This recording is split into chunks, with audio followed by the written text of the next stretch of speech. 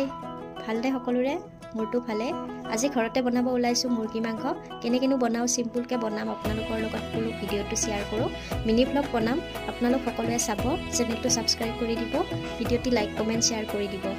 বলক এতিয়া মই বনাই দেখাই আছো আহি বঢ়াই দিছো তেলটো গৰম হলে এয়া মাংস ধুই লৈছো আলু কাটি লৈছো ডাঙৰ সাইজৰ এটা বিলাহী কাটিছো পিয়াজ জলকীয়া আদা নহৰু পেষ্ট কৰি লৈছো এয়া ধনিয়া পাত এতিয়া ভালদৰে ফ্ৰাই কৰি লম মাংসটো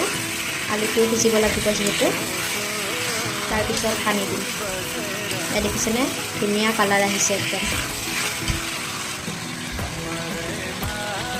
একো দিয়া নাই আদা নহৰু পেষ্ট দিছোঁ পিয়াজ জলকীয়া দিছোঁ ধনিয়া পাত দিছোঁ সেয়াই আৰু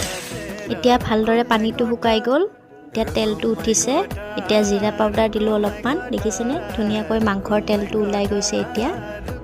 ফ্ৰাই হৈছে এয়া আমাৰ আজিৰ মাংসৰে